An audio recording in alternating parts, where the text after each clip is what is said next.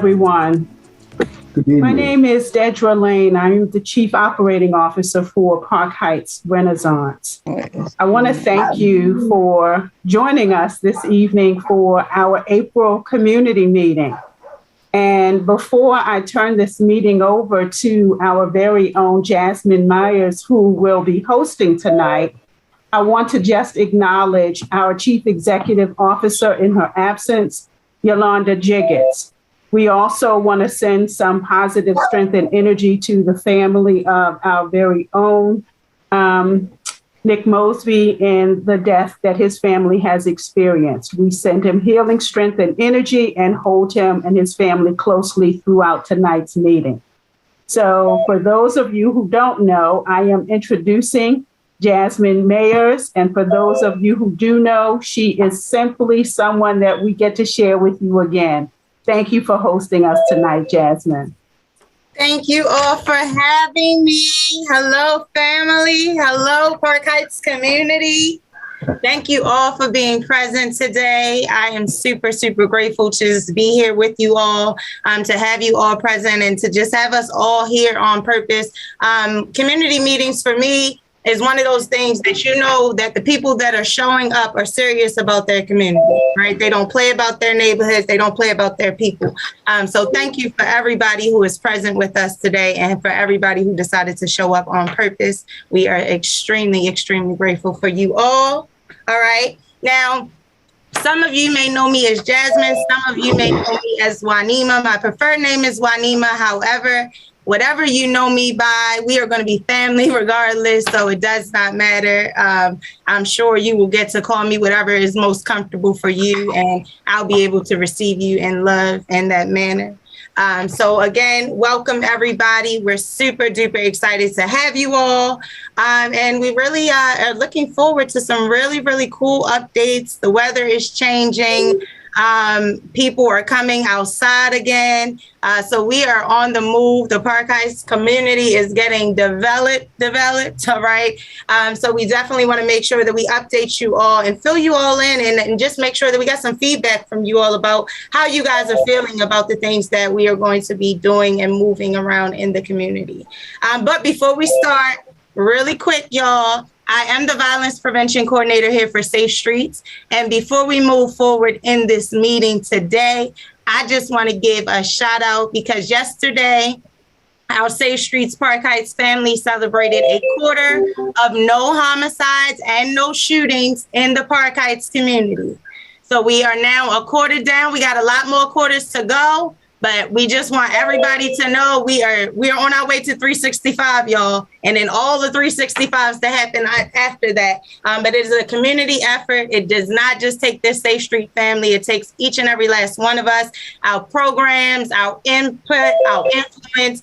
So again, thank you guys for everybody who has partnered with us, everybody who has volunteered with us, and everybody who has just been very, very present with the Safe Streets family. And big, big shout out to all the violence interrupters and our Safe Streets team. All right, I'm back.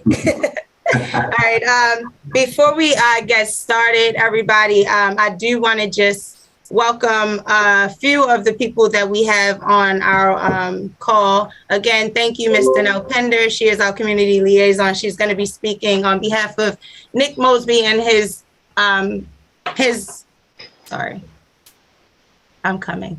council today. But we did want to just thank you.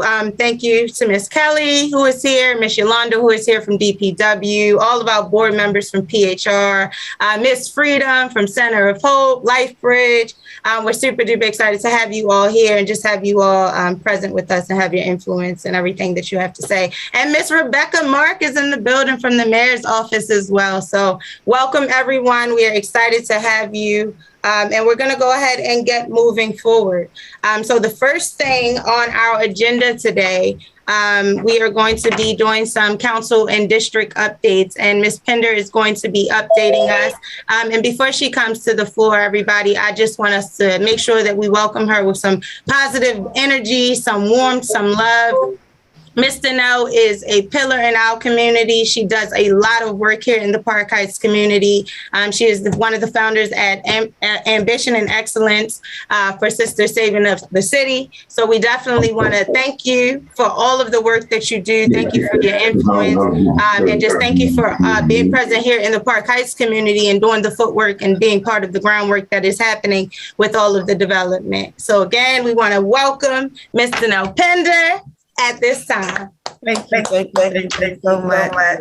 I appreciate y'all. I appreciate everybody here. We're all doing this work and it is a heavy lift, but we are doing it and we are starting to see the fruits of the labor coming to fruition. So I'm just so thankful and to be able to be present. And I'm very thankful, very thankful to be able to represent City Council President Nick Mosby on tonight. I'm specifically going to be speaking about the House Baltimore legislation that is currently trying to be moved through our city council. The last vote happened in March, and it is now, it has not been passed yet. And so we're at a place where it's 7-7, meaning 7 have voted for the legislation and 7 have voted against the legislation. And so the goal is to get as many people, as many constituents aware of what is in this legislative package so that they can then go back to their city council person and let them know how they feel, whether yay or nay, but we want to get as much information into the collective population as possible.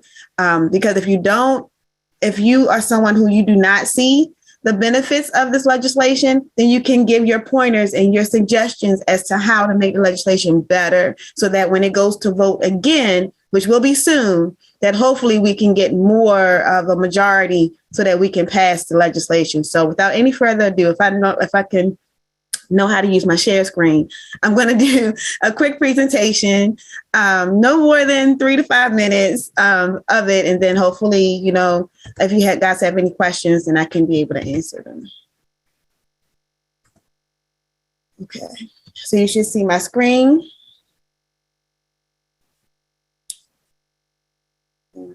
I could figure out how to work. There it is, how to work the buttons. Okay. So are we good? You guys can see everything? So House Baltimore is this legislation is specific so that our legacy residents can be able to stay in Baltimore City and be here comfortably and for the long haul to create generational wealth for the families that live in Baltimore City. We all know that Baltimore City is the birthplace of redlining. If you are not aware what redlining is, it's pretty much when the real estate, when our real estate market decided that there were certain neighborhoods that were undesirable for white people to live in, and that we were going to put all of the Black and brown people into these specific areas. And these were the only areas that Black and brown people could live or could purchase their homes. And so these areas, it's not just that they were, that the inequalities, the disinvestment in these areas over generations has caused us to be where we are right now, where in certain neighborhoods, you have pockets of dilapidation, you have pockets of violence, you have pockets of issues that has resulted from the neglect and the care of these specific areas that we call the Black butterfly. And this is a map of Baltimore City that shows you those areas. If you would like to know more information about the Black butterfly, you can literally Google the Black butterfly Baltimore City or redlining in Baltimore City. And these legislations, that the things that were put in place at that time actually traveled across the country. So other cities, including Chicago, Atlanta, LA, Houston, their map, their zoning map looks very similar to what Baltimore's looks like as far as the areas that were redlined during the time that these laws were created back in as you see, 50s, 60s, 40s, 50s, 60s. And so I'm going to move on. So the legislative package. Now, these numbers have to be updated that I have here, because I know at least for the home repair grant that has been proposed to double at $50,000. But I'll start with the Bring Back Dollar House Baltimore to legacy residents specifically, because the last time we had dollar homes and this type of legislation, we had a lot of developers that came into the area and speculators who came into the area who, either they built the homes and then they renovated the homes and then sold the homes at rates that people could not afford to move back into. And so what you had was a case of gentrification. And you also had people that they call speculators who purchased these homes and the land and they let them sit, because what they're doing is waiting for a big offer from a developer, so that they can sell. They buy low and then they can sell at a rate that they would like, to make money off of. So, and I'm sorry, y'all, I'm a little nervous, but we know that story. And so this legislation is specific to people who live here, who have lived here in Baltimore City for at least 5 to 10 years, considered legacy residents. So the lead sponsor for this is, of course, the City Council President, Nick Mosby, and he would like to provide the home for as little as $1 to those legacy residents, as well as tax credit to cover any renovation costs up to $10,000. And up to $10,000 for the down payments and closing cost fees for that home. There are other pieces of the legislation that include the reverse mortgage protection for seniors. And this was sponsored by our council vice president, your city council representative, Sharon Green Middleton, who wants to provide protection against reverse mortgages up to $5,000 for seniors that are facing foreclosure that may have signed up for this predatory lending product. Then we also have the sponsor for the house repair grants, John Bullock, who has proposed $50,000. It says $25,000 here, but it's been updated to $50,000 to help residents to get their homes up to code, and who may be facing emergencies related to those repairs, like a roof, the roof is leaking, or the basement is leaking, or you need something, a boiler, or, those types of emergencies that come up. And especially in older homes in Baltimore City, those homes are very old. We know that. And so getting the homes up to code, as well as this particular piece of the legislation, will cover for predatory flippers. So we know that there are some homes that people that are flipping homes in our area, you buy the home and then you realize after you've purchased the home that there has been issues with the flipper not doing things up to code. And if that flipper didn't find out that they were doing that work without permits prior to the home being sold, once you buy it, you're kind of stuck with it. And so this repair grant would also help in those situations as well. Short-term rental assistance is also here, and the lead sponsor on this is Councilwoman Odette Ramos, and that again would help with rental assistance for people, so that they are not. The point is to help combat homelessness, because if you are able to pay the rent, you won't be in a situation of homelessness. And so providing assistance to people who would need that help. And then also Councilwoman Odette Ramos also proposes to have affordable units, so that what that pretty much means is that you can't have the same situation where people buy the home, sell the home at a rate that people cannot afford, so that it would help combat and prevent gentrification from happening. So that is right now where the legislative package stands. What would this bill do? We can see the impact that this will have just by me reading what is in this package. We know the impact that it will have within our community. We talked about the Black Butterfly, but there's, the culture that is here in Baltimore City. If you lose your people, you've lost your culture. This is Charm City. So we wanted to remain Charm City for the next generation and the next generation. We're going to make sure that we take care of our neighborhoods and that we stay here, and that we don't create a situation where people just want to get enough money to leave. We want you to get enough money that you want to stay, and that you want to continue to build right here at home. And so that is what I got for you guys. If there are any questions, I can do a quick Q&A. Yeah, so again, thank you. That was amazing. I know you said you were nervous, but we could not tell. Thank you so much. You did absolutely amazing. Again, if anybody does have any questions, you guys can go ahead and direct them into the chat. And then I'll go ahead and put your contact information. If anybody needs to reach out to you or Nick Mosby's office for anything, you can go ahead and leave that in the chat as well. But again, yes, we're super duper excited. If you guys have not read The Black Butterfly yet, that is a book based off of Baltimore's Red Lining. So make sure that you guys get that book, read up on it, and just go get into the background. It's by Lawrence T. Brown. So make sure that you just follow up and, get into it and get into the history of Baltimore. Again, this is Charm City. We are full of jewels. We have every single thing going on that we need to be going on, and not just Charm City, not just Baltimore, but this Park Heights community. It hits something different, y'all. This is a different community. We got some real key players, and we got some real big major things happening in Park Heights, and everybody got their eyes on Park Heights, not just us. So let us make sure that we stay mindful of that, and we are just always updated on the plans that are going on around us. All right. So again, thank you guys.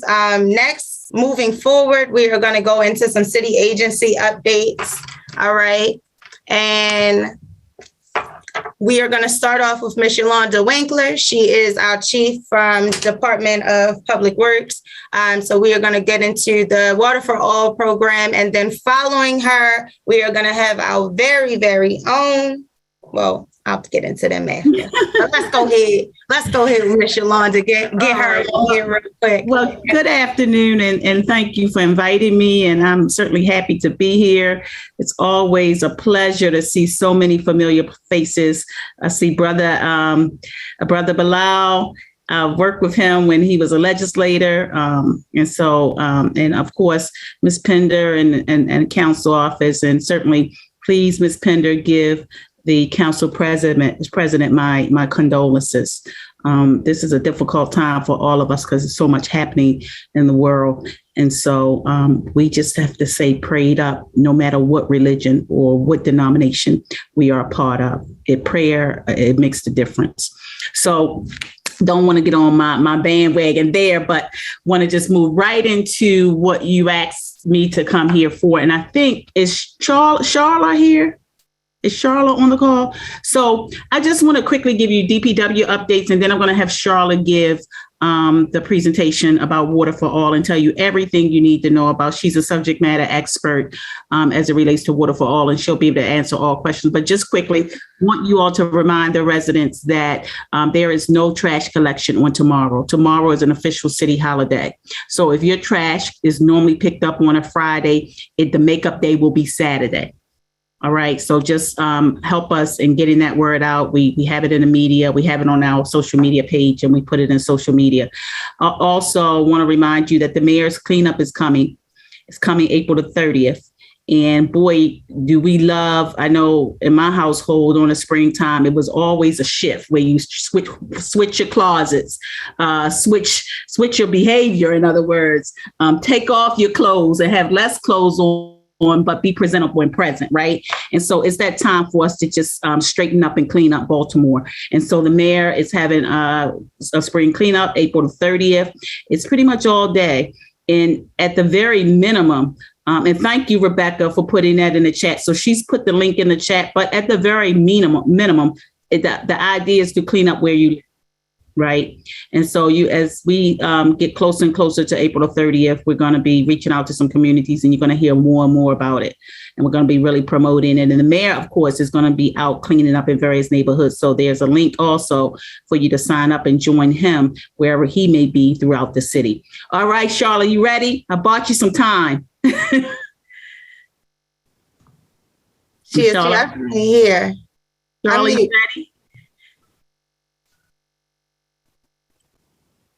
ready? Okay. Is she not there? All right. Well, if now she is on the call, I'm not. Charlotte, can you unmute your, can you hear us? Can you unmute?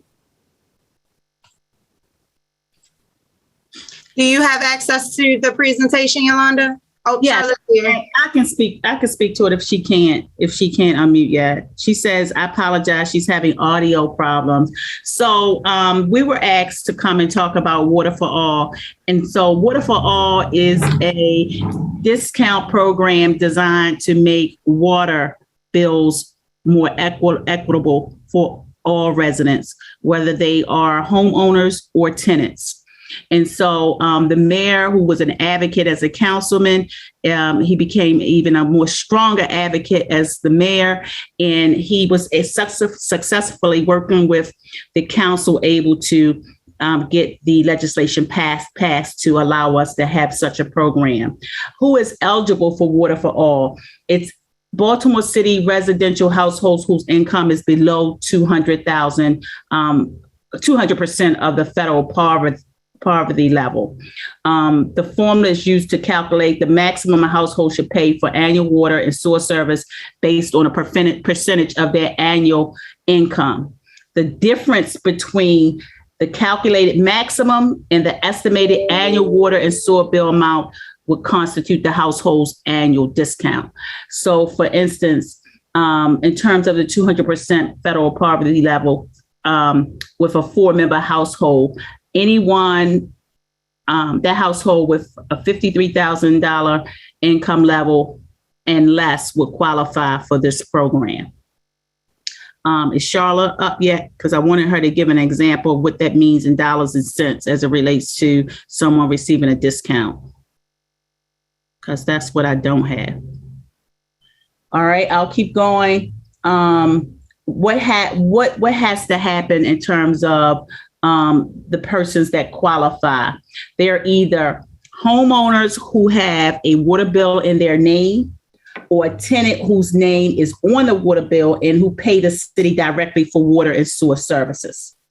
Tenants whose names are not on the bill can provide a lease that clearly states the tenant is responsible for paying the water and sewer services separately from the rent, or a lease that clearly states the amount to be paid monthly by the tenant for those services, or a copy of the monthly invoice to water and sewer services from landlord or the landlord's management company. Those are the documents that, if you are not a homeowner with your name on the bill, if you were to provide those with your application for the Water for All program, you will be considered.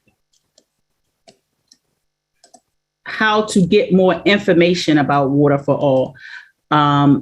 Go to the website, and if Ms. Dr. Nunley or Charlotte, if you can put the website for Water for All, the link in the chat, that'll be very helpful in terms of us answering questions. But if you are not computer savvy, you can always call. And the number to call is 410-396-5555. A representative is available and ready to help you. And so if you do not have the energy to navigate a website for what you're looking for, please don't hesitate to pick up the phone and call 396-5555. There are, and in addition, on that website, there are frequently asked questions in terms of, who's eligible, what happens if you were on a previous program. Our former program was known as BH2O and BH2O Plus. The Water for All replaced that program. And so you certainly, the rollover, there was a period in which you would be rolled over into Water for All without you really having to do much of anything. And then you have to reapply. Now for Water for All, you do have to reapply every year. Just a reminder to everybody who is on the call, if you are not presenting, please keep your cameras and your microphones on mute. someone had asked the question, and our frequently asked questions is, can people without a social security number apply? Absolutely. You, just because you don't have a social security number, it does, or you may have had one, but you don't know what it is. You don't have paperwork to substantiate that you have a social security number, then yes, you can apply. If you can't access the application on the webpage, you can call 396-5555 and someone will assist you in terms of getting that application.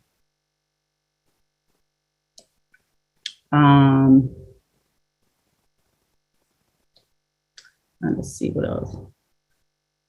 Yeah, that's pretty much it. What I would love to see, and what I don't have, and I do apologize, I wasn't expecting to present, is a sample bill of what that discount looks like from Water for All. But if you all will allow me, Charlotte, can you come in? Is your audio working yet? All right. I do. She is active in the chat. Charlotte. I just put the Public Works for All in the chat. Okay, thank you. And put the number in the chat, 410-396-5555 as well. I wanted to see, what I really wanted to show you all is what this program does for a bill.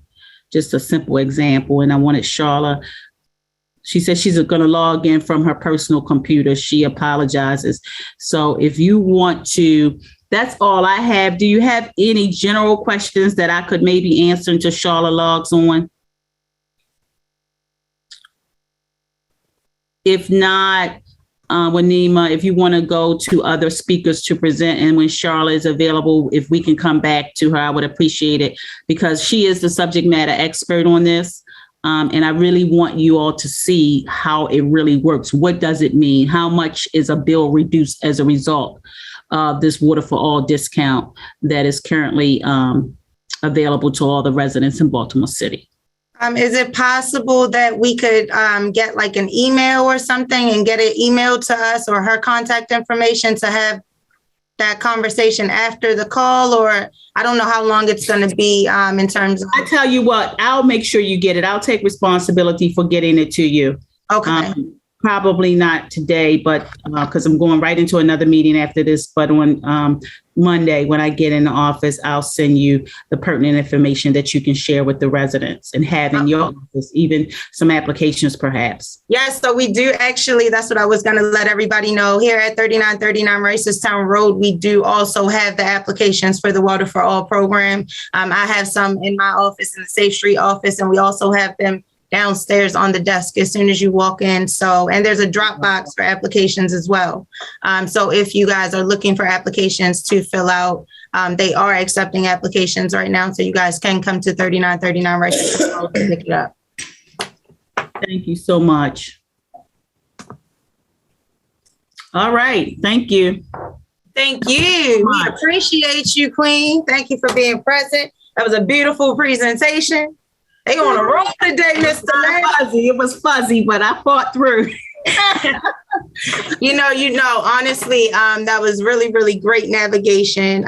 Again, we are all getting used to this new virtual world. So sometimes we are having some technical difficulties. I know I've had some of my own as well, but you definitely did that. So thank you. You worked through that, and we definitely got the information that we needed, and we are looking forward to receiving more. Thank you. Thank you. Yeah. Thank you. All right, y'all. So moving on our agenda, we are going to go ahead and get some updates from our PHR, our Park Heights Renaissance family. All right, starting off with our board member, Miss Deborah. And Miss Deborah is one of my favorites, y'all. Every time I'm doing something, ask what you need. I'm so excited. Yes. I just want to welcome everybody on the board on behalf of the board of directors. It is a privilege to speak to you tonight, and I am the co-chair of the Community and Human Development.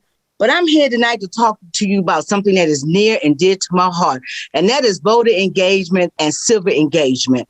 I don't know, I'm young enough to remember when my ancestors was on nationwide TV protecting their rights to be given a right to vote, along with dogs attacking them. So I am true to the nature of believing that my vote will not go in vain.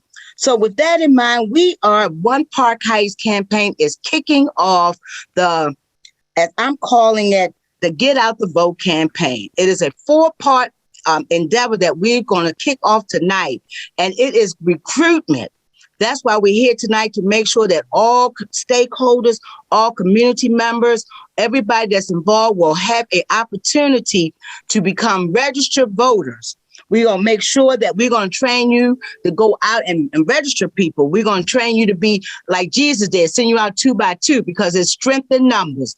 We're going to make sure that you hit the supermarkets, that the post office services. We're going to be standing outside of those complexes that people be selling drugs, be registering people to sign up to vote, because it is their given right to vote. And we want to make sure that our voice is heard in this gubernatorial race. So I'm asking you to be a part of this endeavor and getting out the word. We're not only going to recruit, we're going to register, but we're going to educate those people that we sign up, because it makes no sense to give them information and don't give them accurate information. So we're going to do 2 parts. We're going to have a form which consists of educating people about the ballot. A lot of people don't even understand that ballot. That ballot has a fiscal note on it that you signing off on. You need to know that. It's just not the candidates. So we want to educate, but we also want to bring a candidate. Not sure which one yet, which race, because it's all of them hot topics right now. So we want to choose carefully. And we're going to have it in the house of the Lord's church. So we don't want no breakout, because then I got to stay in front of the bishop and be a tone. You know what I'm saying? So we're going to make sure that we... Now, I've been put out to churches before, so that is nothing new. But anyway, after we register, after we recruit, after we register and educate, we're going to make sure, because it makes no sense to do all of that and don't get them to the polls. That's right. That's what makes the difference. So we want to make sure they get to the polls during early election time and on election day. That means we're going to be mobilizing people. If we got to take them in our cars, on our backs, on our scooters, because the scooters go up and down Park Heights every day, to get people that we have recruited and registered to vote, it is essential that we are heard at the polls, folks. It is essential that we make sure that people believe that that one vote does count. So I'm asking you tonight I'm going to give you my number, that we're going to come at you to ask you, can we come to your associations and register voters? We want to ask you to come and be trained by us, that you can go and register voters. We're going to ask you to come to our education forum, because we want to make sure that you get out and do the right thing. We're not asking you who to vote for. Let me clear that up. This is a bipartisan event. Mm-hmm. I'm telling you, we're not taking no sides. Our main objective is to increase our numbers, because numbers speaks volumes. Mm-hmm. And we want to make sure that 21215 is speaking real loud. We can build all the homes we want, but if those people in those homes don't be stakeholders in that community, we're wasting our time and energy. And I've been around too long, and I'm too mature to start this all over again. So I'm asking you to be part of this movement, to be part of changing our environment, not only the physical part, but that spiritual part and that community and that civil and voter engagement. As you can see, I'm very passionate about it. I don't need no script, because this is what I promised my ancestors, that I refused when I was a child, 9 years old, to let them die in vain and be attacked by dogs. So I don't care how you slice and dice it. I need to see you at the polls. And that's my spirit for tonight. Thank you. So I want to thank Deborah for that exhilarating and motivating encouragement to get out to vote, to get out and get some information that'll help our voices be lifted up in the voting process. 2 reminders, and that is, this is a gubernatorial year. And we also want to share information so that we are aware about dispelling the myths about not being able to vote because of criminal backgrounds. That's really important. That keeps a lot of people away from the polls. So we want to bring information around recruitment to shore people up so that they can exercise their right to vote. Again, thank you, Deborah, for that information. Yes, thank you so much, Ms. Deborah. You got me all over here. I'm ready to do everything now. So thank you again. That was definitely exciting. And just like Ms. Yolanda said, and just a reminder, just to kind of piggyback on what Ms. Deborah just said, y'all, it is time to clean up. It is time to do the work. It is time to get out here in our communities and be present with our folk and with our people. All right. And it's time to do it without having to feel like we need a rehearsal. Or script, right? Sometimes you just got to show up and you just got to do the work, right? And when you are in alignment, that will always serve as your protection and your provision. So you ain't got nothing to worry about. So again, thank you again, Mr. Deborah, for just fueling us. I appreciate you. And really quick, everybody, I want you all to pull out your phones right now, pull out your pens. I want you to write down this date. The date is May the 12th, all right? Park Heights Renaissance in conjunction with University of Maryland Medical Systems on May the 12th is going to be doing a community cleanup, all right? They're going to be meeting at the dumpster at Park Heights Avenue in Almond from 9 a.m. to 1 p.m. We need everybody there. We need all the organizations there. Bring your kids. Bring your family, bring your dog. I put my dog last time, y'all. Bring everybody, all right? It is a family affair. It's a community affair, all right? If we want to see the changes in our neighborhood, we have to be the ones who are present doing the work. We can't expect everybody to come in here trying to make changes to our spaces, all right? So very, very important that we get out there, that we show everybody how much we love our community, how much we appreciate our community. And we do that by just keeping it clean, y'all. All right. So the community cleanup, again, is on May the 12th from 9 a.m. to 1 p.m. All right. So I want to see everybody there. So don't make me, I didn't already screenshotted all your names. So if I don't see y'all, I'm calling you. All right. Moving forward on our agenda, everybody. We got some guest speakers in the house. All right, y'all. And first on the list, she is definitely one of my favorites. I love her energy. I appreciate her leadership. I appreciate her advocacy for us and our community, and just our people, our youth, every single body. I appreciate the work that you do. Again, really quick, just a few house rules. If you are not presenting or speaking, please put your microphones on mute. Thank you. But again, back to what I was saying, we want to go ahead and introduce our next guest speaker, Miss Freedom Jones from the Center for Hope. All right, so we want to go ahead and welcome y'all. Make some noise, raise the roof. I want to say, there you go. I'm going to share my screen. I love you. Do you hear me? Okay. It is a blessing to be with you guys, everyone, tonight. Like Juanima said, I am Freedom Jones. Some people know me as Lisa Jones, but I am in the process of legally changing my name. And I chose the word freedom because it reminds me of what I have to do for myself every day. And I want to remind people about their own freedom, especially in the position that I have in leadership at LifeBridge Hospital, because I truly believe in freedom and that we should all work together towards freedom. So we are now, or soon, your neighbors in Park Heights. We are the Center for Hope, and we are moving to 5400 Preakness Way.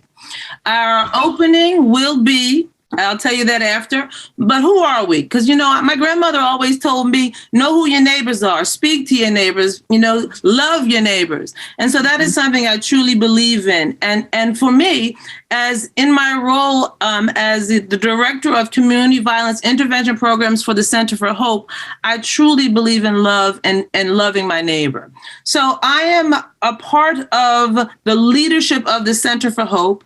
The Center for Hope is a program, or now a building, that is a part of the LifeBridge Healthcare Consortium of folks. And some of you may not know, but the LifeBridge Healthcare System, Healthcare Consortium has 5 hospitals, 6 nursing homes. Some of the stats are in the left-hand corner, 840 providers, 13,000 employees, 32 urgent care sites, and 100 or plus at 100 or different plus locations. So that's who LifeBridge is. Okay. There are several entities in the LifeBridge consortium of providers. And I was shocked because I knew of LifeBridge, but I had no clue that they were so extremely large. And so we are happy, the Center for Hope, to be a part of the LifeBridge consortium. So how does the Center for Hope work? The Center for Hope is probably the first of its kind in the United States. It is a building that will service several programs that deal with trauma. So basically, there's all these different programs that will be housed in the building. So there are programs that deal with domestic violence, such as the DOVE. There's programs that deal with child abuse. There's programs that deal with human trafficking, mental health. There's all of the programs that I'm responsible for, which I'll talk about shortly, which are the community-based violence intervention programs. There are programs that deal with elder abuse, and there are programs that deal with preventing and educating people around violence. So, like I said, we deal with survivors of abuse, people who are living in violence, and victims of violence. The Center for Hope, that's us. I don't particularly understand this slide, but it's here. So I guess it wants us to for me to remind you that we're really happy. The Center for Hope was formerly known as the Baltimore Child Advocacy Center, changed its name, and it has moved to the Preakness new address. And the goals are advancing hope, healing, and resiliency. The way we do this work is definitely based and built upon hope, not giving hope, because we are not the saviors. It's about us working together in a hopeful environment. Again, we are not the saviors, but we believe in hope. And we believe that if we work together, there is hope.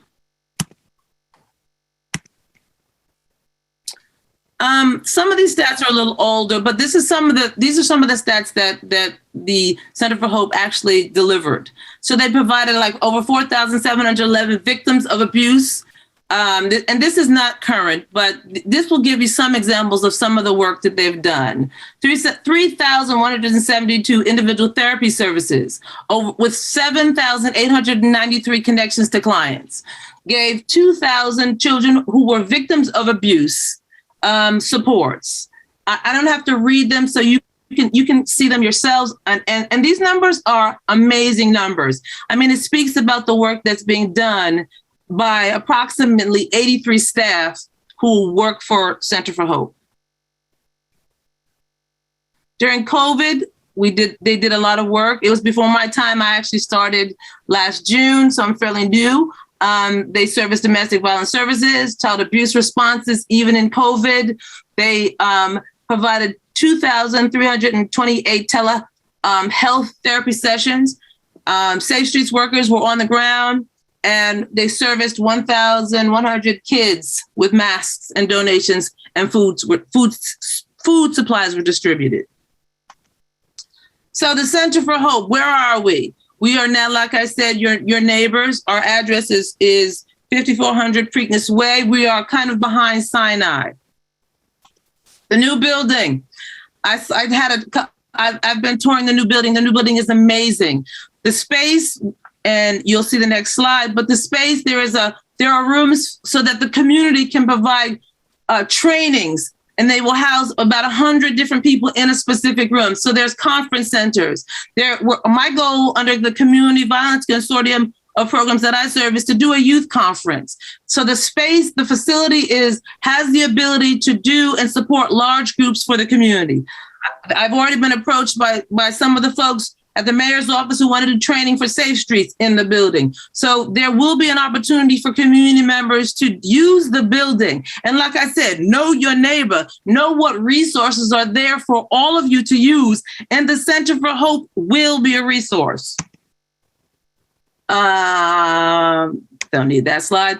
So this is a kind of a slide that if you were a Blueprint reader, you'd be able to read it. There's 2 floors to the building. All of the offices will be there, except for some of the programs that are under the community violence umbrella that I serve, and I'll share that with you. So the space is really, there's a wellness center. There is a gym for the staff. The space is amazing, and I hope that the community will use the space once it's open. So the Baltimore Child Abuse Center, which was the original name or the original program where the Center for Hope stemmed from, originated by providing services to youth who were dealing with sexual abuse. So they do this thing called forensic interviewing, where instead of traumatizing, because the Center for Hope is a program that is trying to address trauma. And we know trauma, to me, is like blood pressure. It's a silent killer. It is something that is killing us in Baltimore because people sometimes, because of secondary trauma, don't realize that they are immersed in trauma. And most people, like blood pressure, don't know that it is a silent killer. So something at the Center for Hope, that they have a process called forensic interviews, and kids who are exposed to sexual abuse, instead of re-traumatizing them over and over and over by interview with the police, interview with this, interview with that entity, they put young people in a really wonderful area where all the providers are there. So the child is interviewed one time and they don't have to be re-traumatized about the situation. So lawyers, healthcare providers, everybody is able to watch the interview behind closed doors, and the child does not get re-traumatized. Some of the statistics last year or in 2020, they did 600 interviews with child abuse young people. They did 600 medical exams. They had 3,000 advocacy sessions. And I'll leave the screen up for a second, but it's an amazing opportunity. It is leading. This is a leading technique for working with children who are victims of sexual abuse. Oops. So one of the things that we know that is on the uprise and is not often, or is something that we know is becoming more and more prevalent in an area that services are needed, is elder abuse.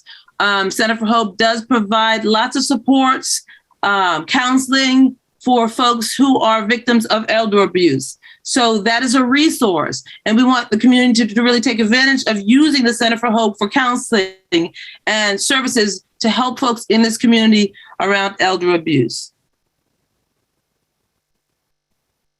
Community violence, that is my responsibility. So under the portfolio of services that I supervise and manage and support, because there's nothing but a team, because like Jasmine or Juanita said, you cannot do this work without a team, a community, and a supportive kind of consortium of a collective of folks doing this work. So under the community violence programs that I supervise and support are 2 hospitals. I have the ER and Sinai Hospital. So all of the community violence, gunshot stabbing, elder abuse, trauma, domestic violence, all of the violent incidences that come to the hospital are my responsibility.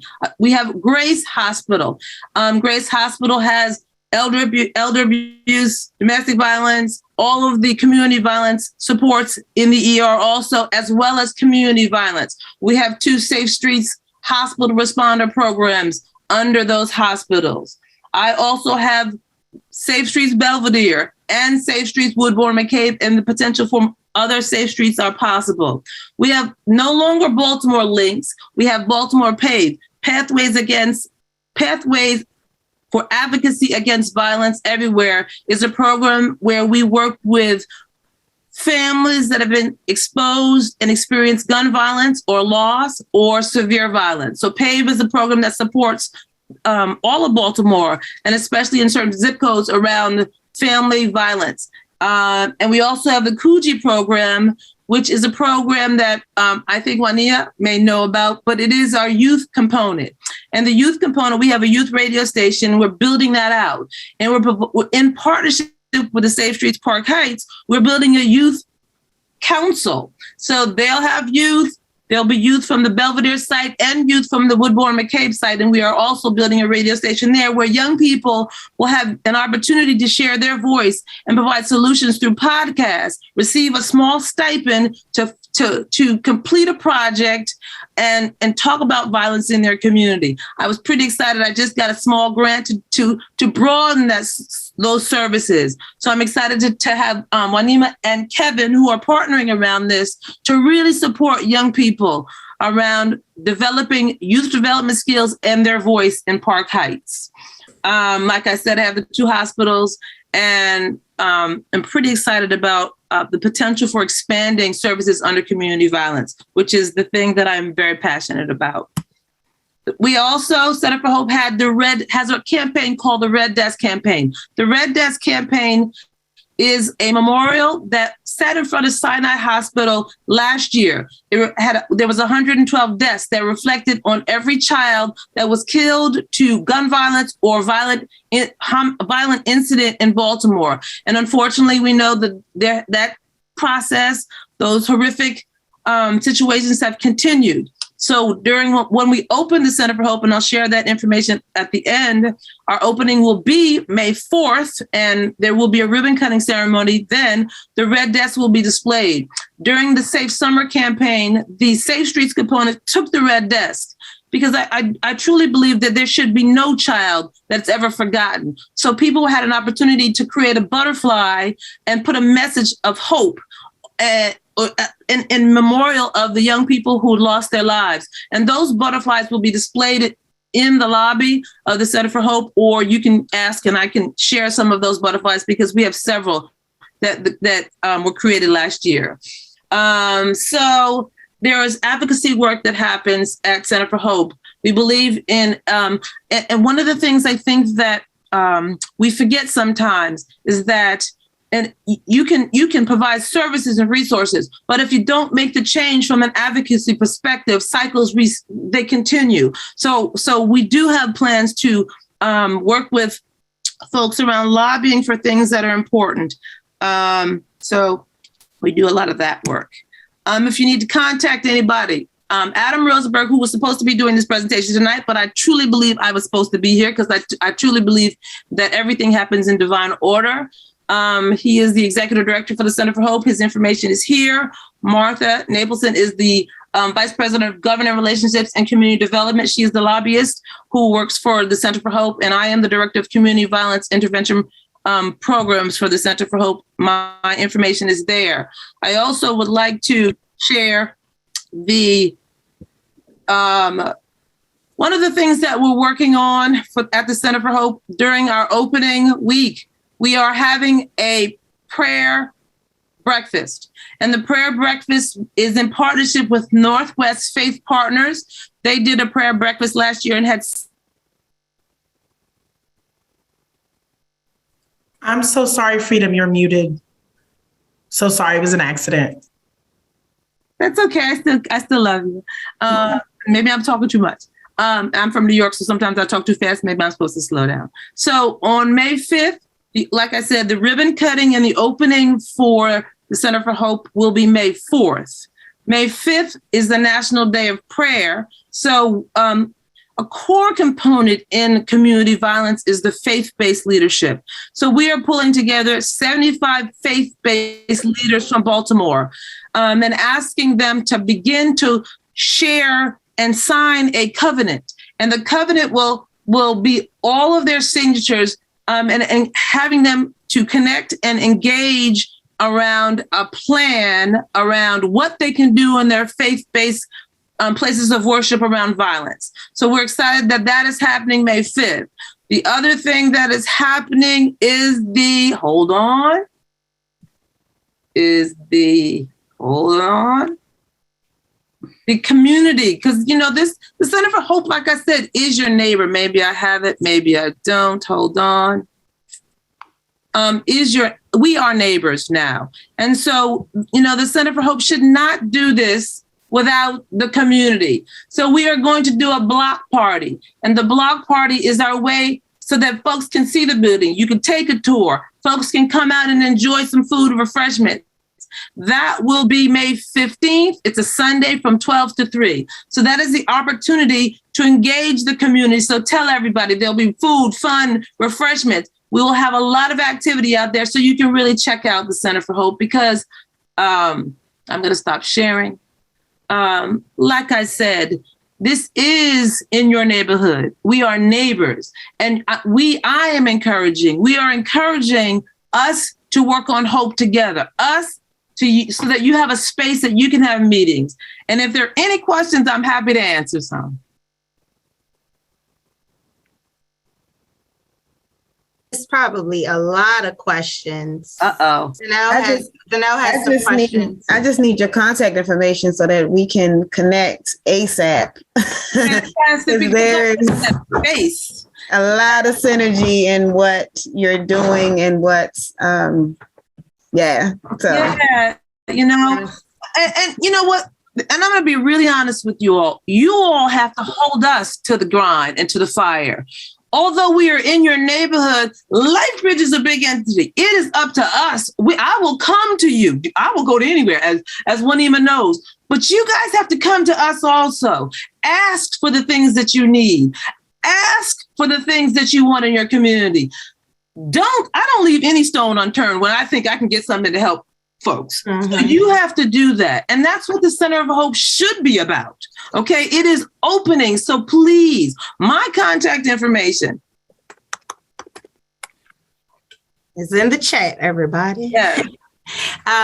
Thank you again. I'm just giving myself some time to just let that resonate with me, with my spirit. And I think that I also want to just give everybody else a second to let all of that information sit and resonate with them. One thing that came to my mind while you were speaking is a quote that I often remind people of. And it's just because you have never lived the life you deserve does not mean that you don't deserve that life.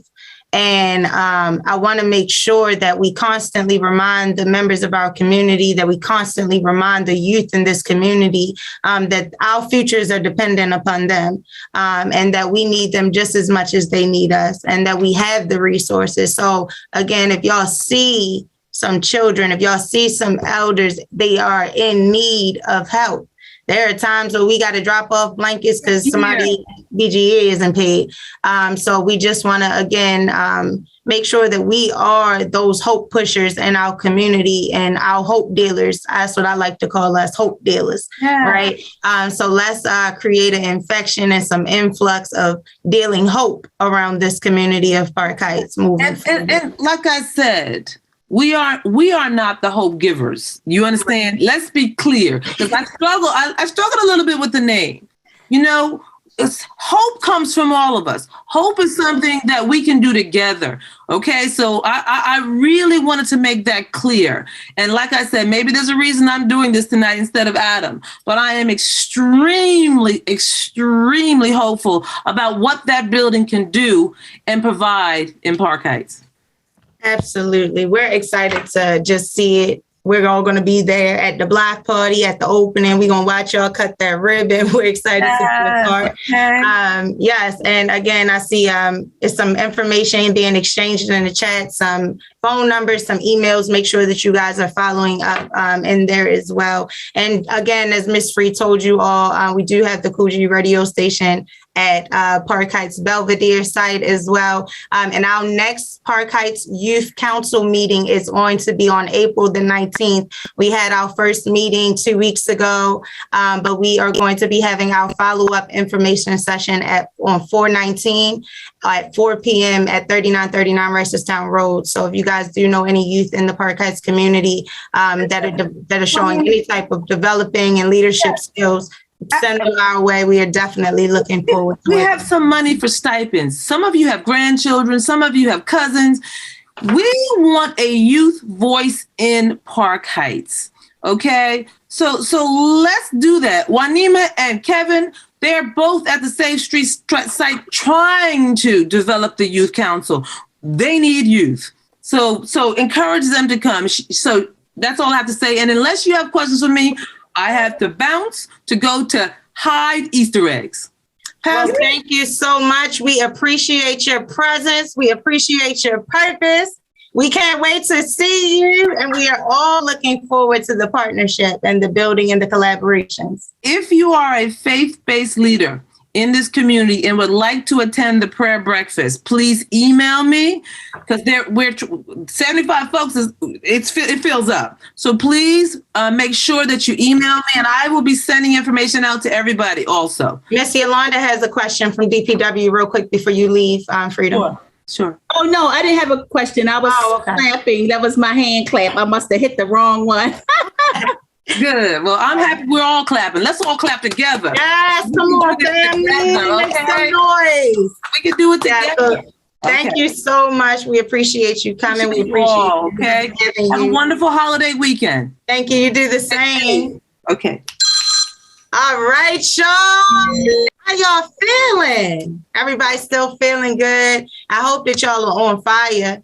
I hope that y'all are ready to change the course of what we've been doing around here. I hope that y'all are ready to let Park Heights know that Park Heights is back and we are present and we are doing the work.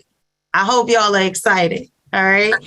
Moving forward on our agenda, y'all. We have Miss Kelly Bacala from the Department of Housing and Community Development here with us tonight. So she is going to be presenting to us next. So let's give her some warm welcome, some positive vibes, some of them silent hand claps. I know they loud, Joe. I know they loud. How you doing, Kelly? I'm great, Wymina. Thank you so much for the introduction. And I know everyone is just going to be so pumped to talk about data and mapping. So thank you so much for having me. I really appreciate it. And I actually am really excited about data and mapping because I think, one of the best ways to know about your community is to utilize the information that the city produces about it. And so CodeMap is one of those things that has really developed out of a need. And so I'm here tonight to talk to you about CodeMap, which stands for Community Development Map. So it's all about what is going on in Baltimore as it relates to community development through DHCD. So first we have the what, how, and why. So what is CodeMap? CodeMap is an aggregated database map system. It took 8 different databases that the city uses to get information about vacant buildings, property information, all sorts of stuff, and is placed into one map through ArcGIS. And why we did this is not only to help ourselves, with planning for community development and really getting just not only an overview of the information, but also a visualization of what each block looks like. It really helps with block level planning and getting property information together so that we can be more effective when we're strategizing how to fix the block or how to help maintain homeownership on a block, et cetera. So I thought the best way to do this was to kind of go through a real-time example. So say you're driving down a street in Park Heights. This happens to be the 2600 block of Park Heights Avenue, which Park Heights Renaissance folks might be familiar with. That's an RFP area that is currently being rehabbed. So if you would have driven by this block a few years ago, this is what it looked like. This image is from, I think, 2012. So it's a little old, apologies. But say, you're looking at this and you're saying, what's going on? Like, is something happening on this block? Well, CodeMap is our tool that we have for you to find out information. So the first thing I'm going to do is put in the chat the link to CodeMap, if I'm able to do that. Oh, and here is also my contact information, which I had already in there. So we'll just do that first. So here is the link to CodeMap. All right, so we go to our link. This is what we get. So you're going to open up to this splash page. That's just what we call this opening page. And it gives you 2 options for looking at what to do with CodeMap. You can use our user guide, which is a PDF that explains how to use the program. We also have a YouTube video about our training. It is a little bit old, but most of the data is still accurate, just from last year. And also you have me tonight. So hopefully all those powers combined, you'll learn exactly what CodeMap is and how it can be best used for your needs. So first, I'm going to talk about some of the things that the kind of large scale things that CodeMap has. So I've focused right here on the Park Heights Impact Investment Area. So that is an area that the city has decided to focus on. There are about 9 of them throughout the city, and Park Heights is actually the largest. You can almost fit all other impact investment areas into Park Heights. So we're kind of a special scenario because we're so much larger than many of the other impact investment areas. Then we have our community development zones. These are areas where we are actively working, where there's DHCD projects that are ongoing. We also have code enforcement information. So this green area is where there is streamlined code enforcement. So there may be more cameras, there may be more inspectors on the street to do various citations as needed. And then finally, we have my area, which is development. And so one of the things in Park Heights is the major redevelopment area, which you can see right in the middle. That's 60 acres that the city has cleared for redevelopment. That's unique to Park Heights right now. It's the only major redevelopment area in the city at the moment. And then we also have those little boxes in purple and green. And purple are current active projects. The 2 purple that you see on the map right now are Woodland Gardens and Renaissance Row. And then we also have our request for proposals. So you can actually see 3, 2 are in the footprint. And those 2 are active RFPs right now that we are actually making my submission of recommendation next week. So hopefully you'll be hearing about those very soon. So those are just some of the bigger things that CodeMap can show you on a larger scale. But I'm going to take you to Loyola Northway. So this is the block that we referenced. And if you can see these homes right here, that's what we had a picture of. And so you're looking at this and going, this looks like a mess to me. What is this showing me? So this is what you can get from CodeMap. First and foremost, you can get property information. So as you can see, there's white properties, green properties, purple properties. There's a little bronze property in the bottom over here. Purple is our goal. Purple means owner occupied. It means the person that owns the home also lives in the home. Next are non-owner occupied properties. Those are the white ones. That means that the person who owns the home does not live in it. Anything green is city owned. That doesn't necessarily mean it's for sale. The city owns schools, firehouses, police stations, et cetera. So just because it's green does not mean it is for sale, but it does mean that it is city owned. And finally, the bronze brown color is the housing authority, which is federally owned. Next, we have the vacant property types. So as you can see, the little X or T plus sign, that means a vacant lot, which you can see both over here and on these guys right here. Then you can see all vacant building notices are this orange color. And that means that the building has been vacant for any number of time. It goes as far back, I think, as 2012. And then blue is our favorite, our second favorite, I guess, next to owner occupied. Blue means that it is a rehabbed vacant property. That means it did have a vacant building notice and the owner brought it up to good standing and it is no longer vacant. So we love to see that. Next is a little more focused on my program. So this is city disposition, and it tells you if a property has been sold through the city, if it's available for sale. It's a little hard to see on this map. I'll show you a little more when we actually go to the CodeMap website, but there is a little blue dot there, which indicates that we did sell that property. Finally, we have some code enforcement information on this map. As you can see, the stripes here stand for under permit. So that means that there is active development going on, which is great. We love to see it. And then finally, the triangle stands for receivership. And receivership is a program where it allows the city to sell privately owned properties through auction. And so in this case, in particular, the city auctioned about 13 properties in this footprint, and Park Heights Renaissance is actually the awardee of the auction. So they purchased all these properties and then completed an RFP to sell them to a developer whose focus is on home ownership, which is wonderful. We'd love to see it.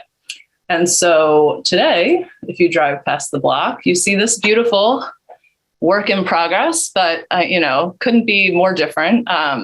The developer's doing really great work, and you can really see, if you look back, the houses that are under permit and the houses that were recently rehabbed are right here.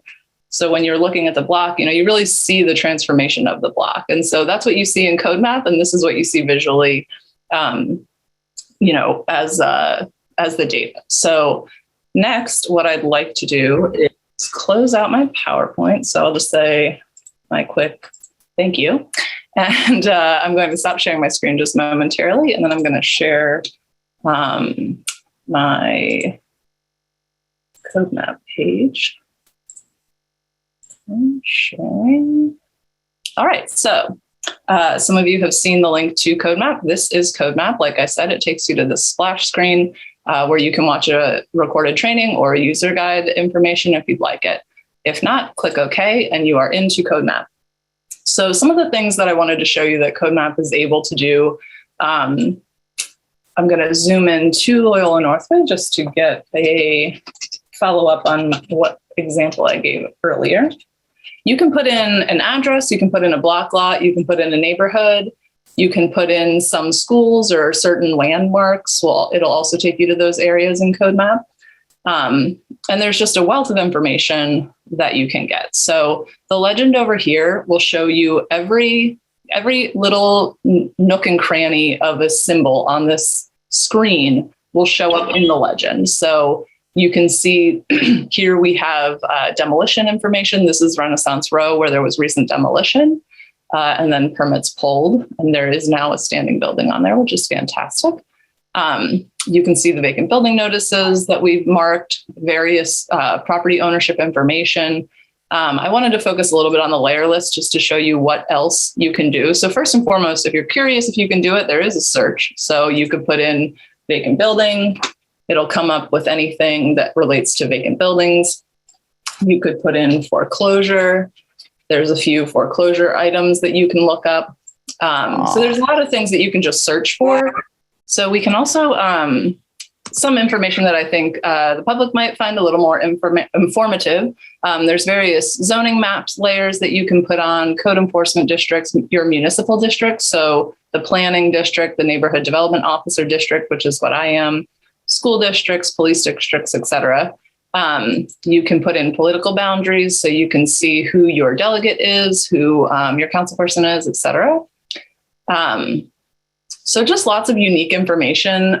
There is city information, so different programs are covered in here, so you can see what areas are Greenway Trail, arts districts, enterprise zones, opportunity zones, inspire school areas. There's all sorts of stuff. So many, many programs have layers in our map. So you can see if your neighborhood or your house falls into a certain program through that tab. Property ownership information, we went over that.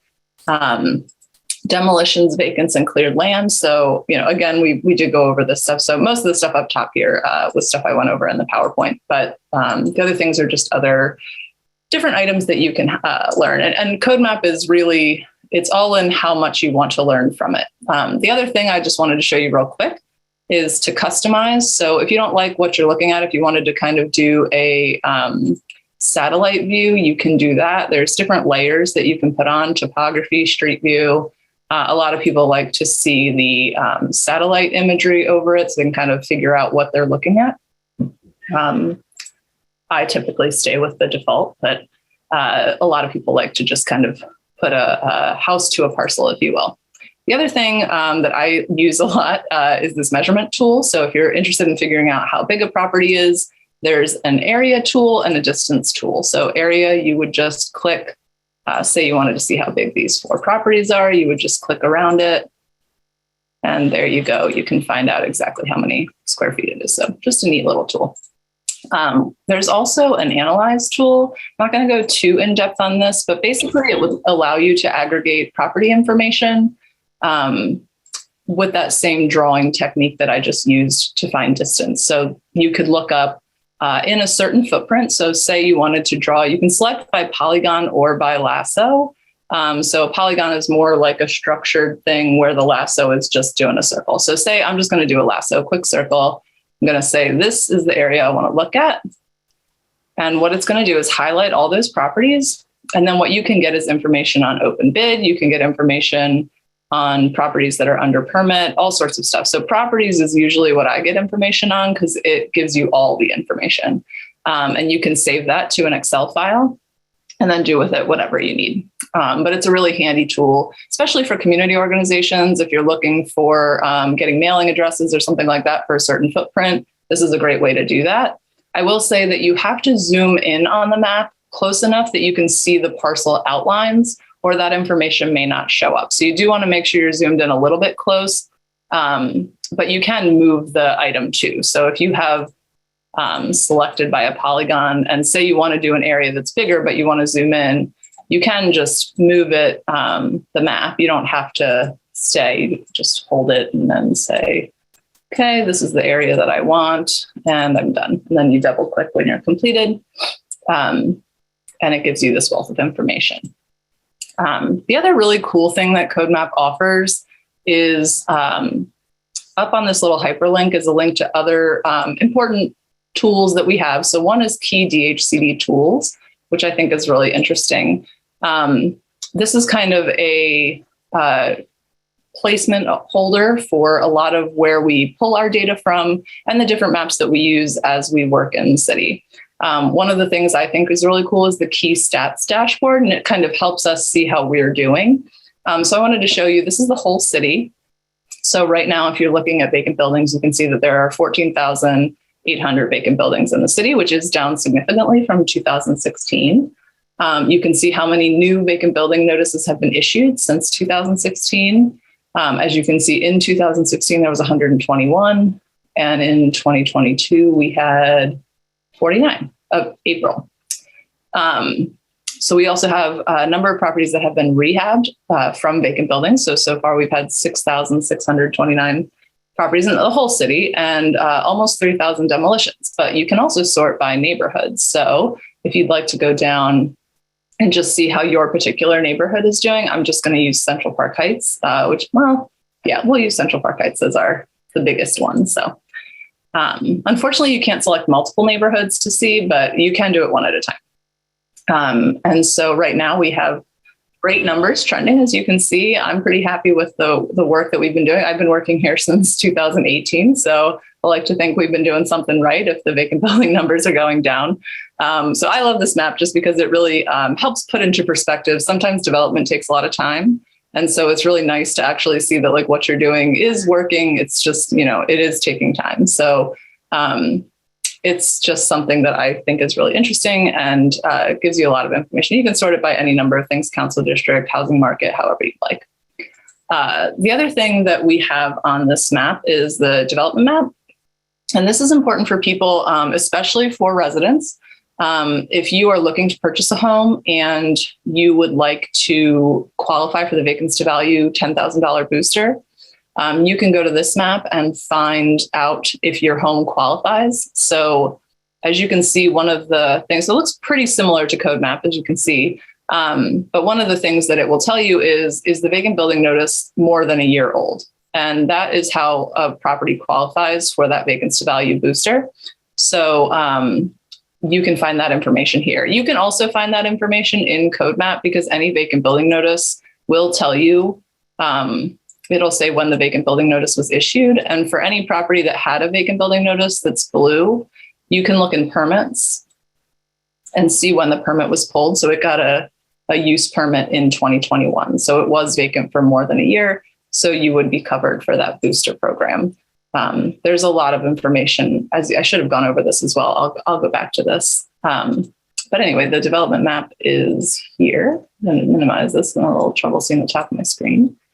And finally, the last map I wanted to talk to you about is our Buy into Baltimore map. So if you're interested in purchasing a city-owned property or adopting a lot, you can do that through our new Buy into Baltimore website. This just launched about 2 weeks ago.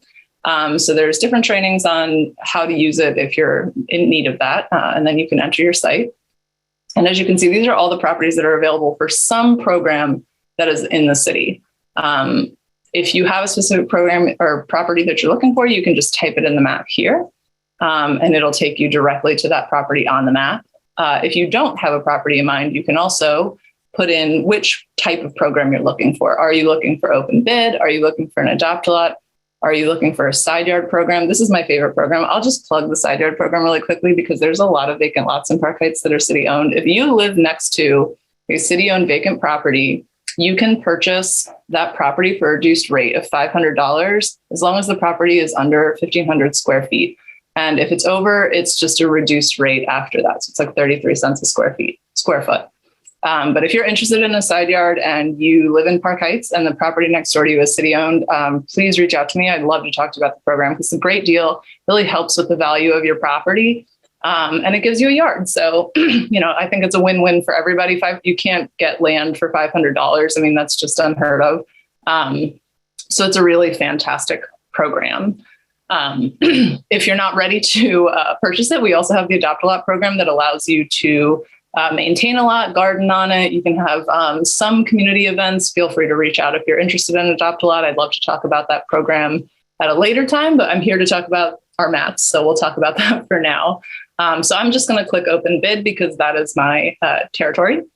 And then, excuse me, there is a question from Mr. John. He wants to know, does that code map only apply to residential properties or residential and commercial properties as well as commercial vacant lots? Sure. So for code map itself, there is tons of information about the commercial properties. As far as what the city has for sale, it's very rare that we have commercial properties in my office.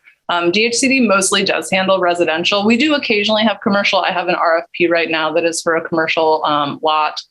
And it is occasional that they will come into our inventory, but most commercial goes through BDC, which is Baltimore Development Corporation. So if you're interested in purchasing commercial property that is city owned, I would recommend reaching out to Baltimore Development Corporation. You could reach out to Dave Garza or Raven Thompson. Both work in the Park Heights footprint if that's the commercial footprint that you're interested in. Yes, we are familiar with Raven as well. Great. And I know with Main Streets and all that kind of stuff, you want to get that commercial going in Park Heights. So anyway, so I'm going to zoom into our Park Heights footprint. So say we have a property, I'm just going to pick a random one, 4606, that looks like a great property. That's the property that we're looking for. So we're going to add it to our cart, open up here. Now there's two programs that it's available for, open bid and right of entry. If you are going to purchase a city-owned property, I always recommend that you get a right of entry first. That allows you up to 72 hours to go see the property. You can take a contractor with you. If you yourself are not a contractor, you do go on your own, and there is a fee, but it's always, if you're going to buy a property, I always recommend go take a look at it before you put in your bid. When you're ready to put in your bid, you can click apply. If you would like to apply for multiple properties, you just want to add them all to your cart and then hit apply when you're done. It will take you, so, it's confirming this is the property that you want to apply for open bid. Application pops up right here.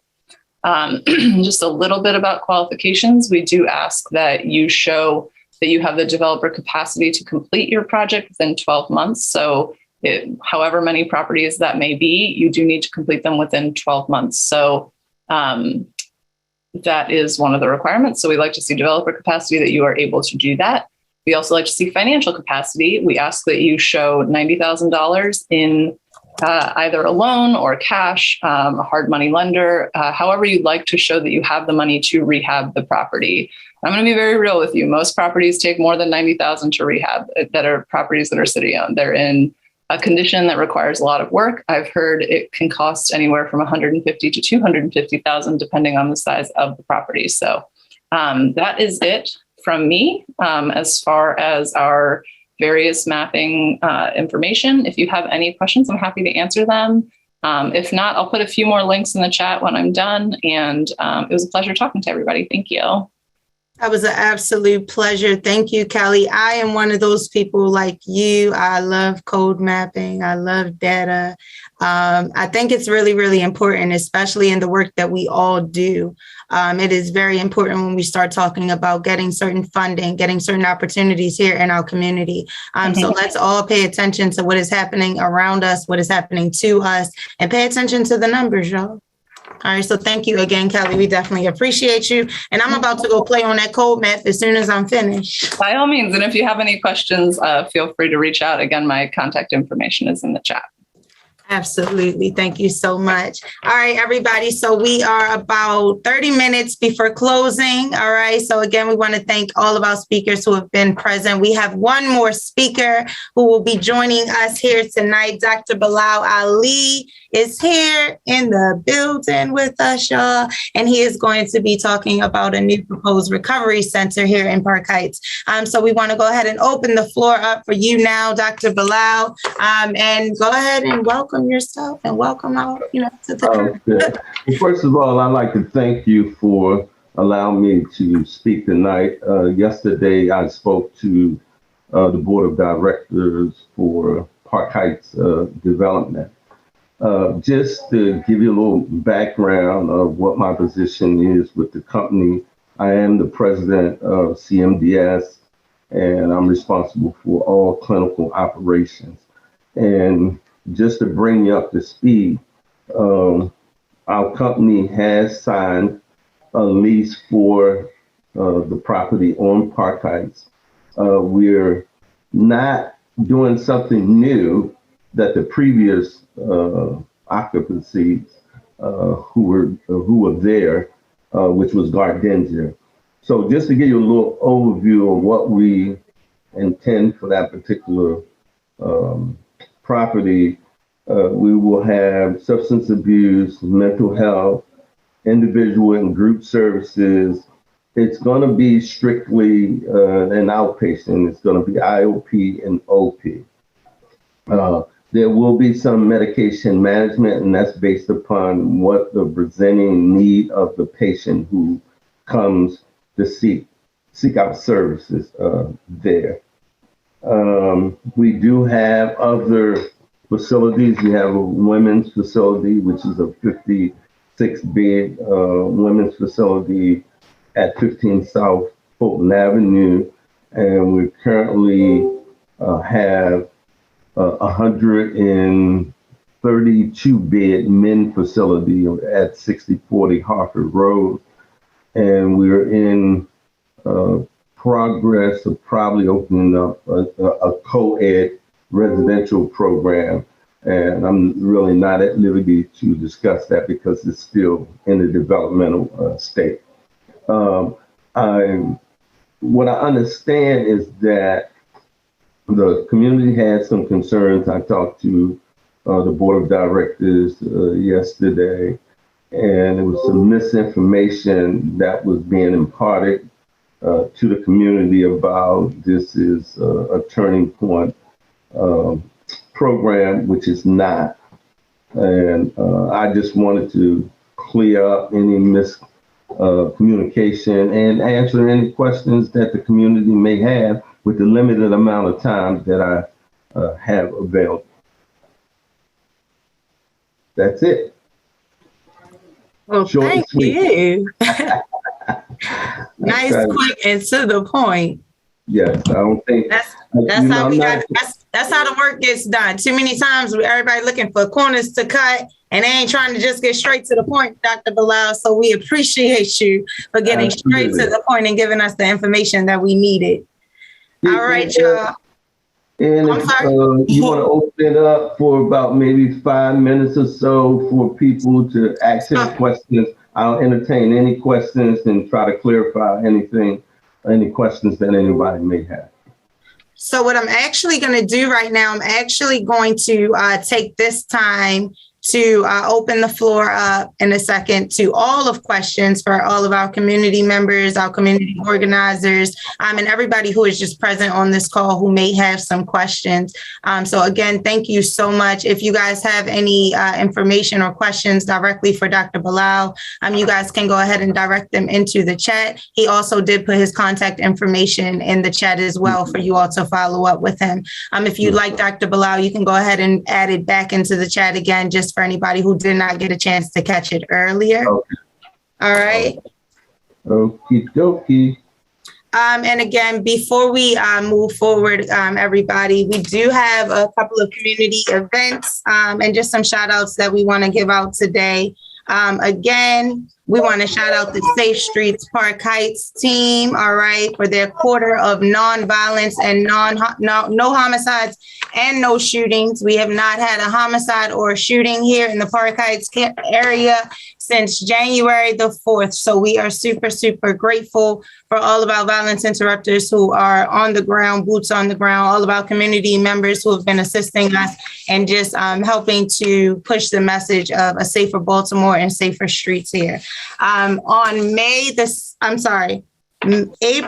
the 17th, this Sunday, the Circle of Excellence at Candy Stripe in partnership with Jalil's Helping Hands will be doing an Easter egg hunt for the kids. All right. So if you guys are available, if you guys have your grandchildren, if you guys have some children, bring them out. If you guys have some youth outside that live around you that you don't really see their parents doing much with them, grab them up. Tell them you're taking them out for the day, all right? Bring them up here and bring them for the Easter egg hunt. The Circle of Excellence has amazing, amazing events, and they are one of our favorite partners here in the community. So if you guys are free this Sunday, that is going to be happening at 12 p.m. at Candy Stripe Basketball Court with the Circle of Excellence. That is on Park Heights and Spring Hill, okay? And then after that, again, we have our youth council session, information session at 4 p.m. on April the 19th. All right, everybody. And just to remind everybody, the end of this month, from April the 25th to April the 29th, it is National Youth Violence Prevention Week. All right. We have got to get back to the village. We have got to get back to community and what that looks like. If you see a child and they are out of line, pull them up.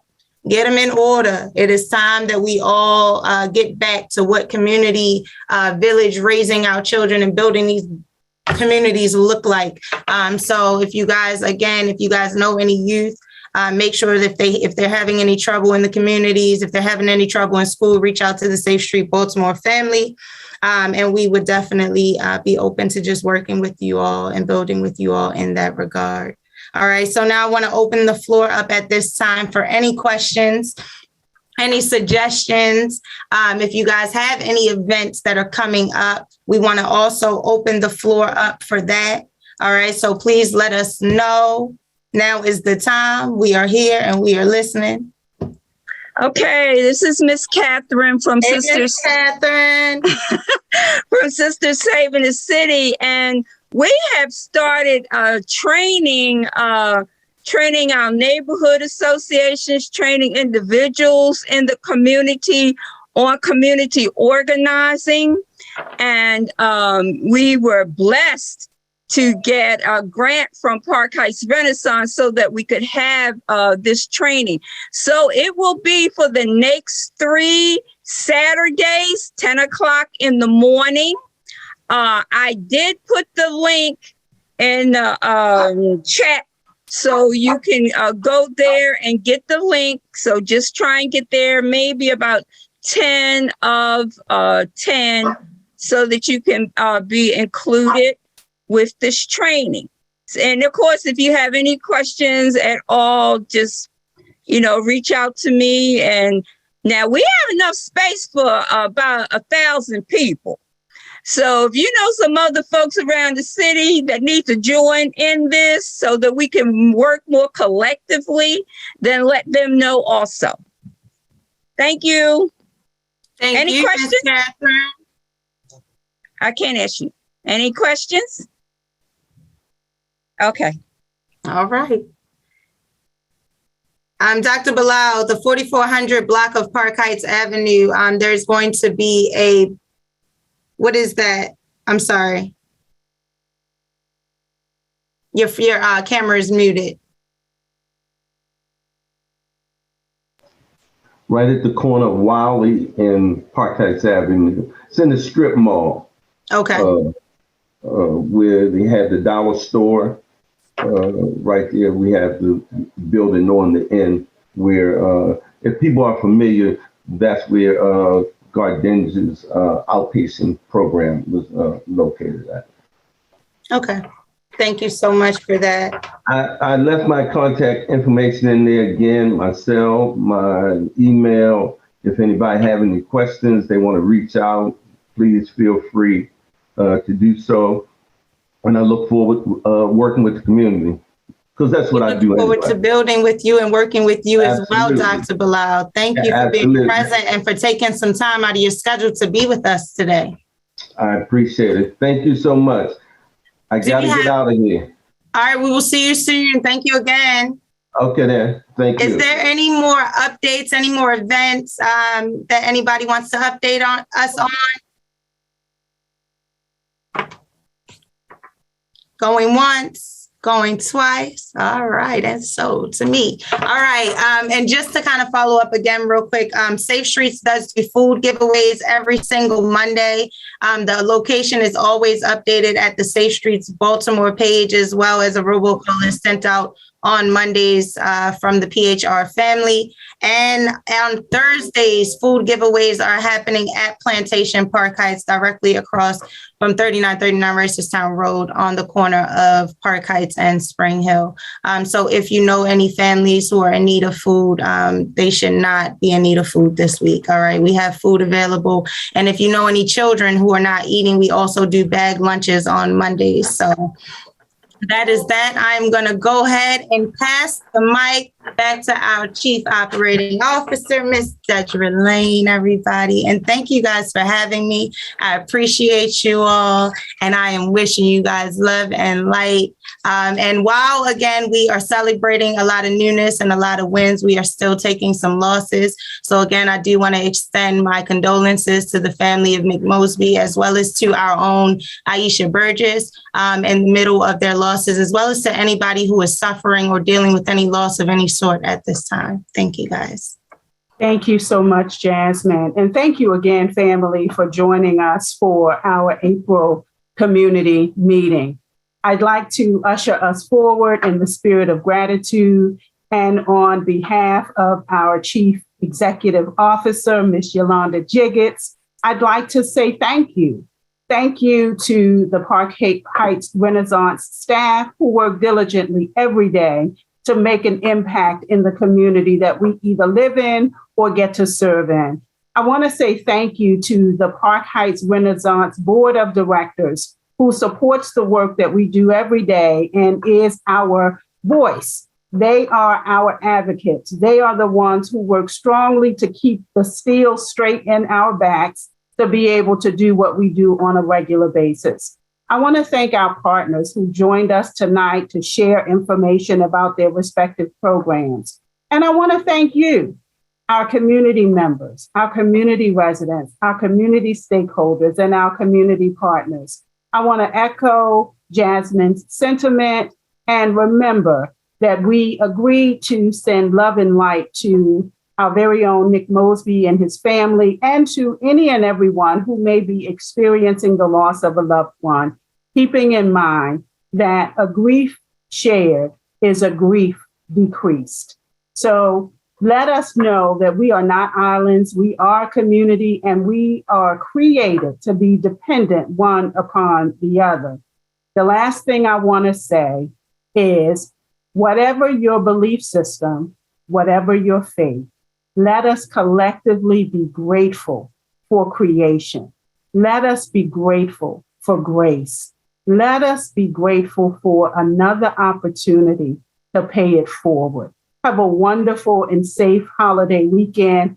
Take good care of yourselves now and always. Good night, everybody.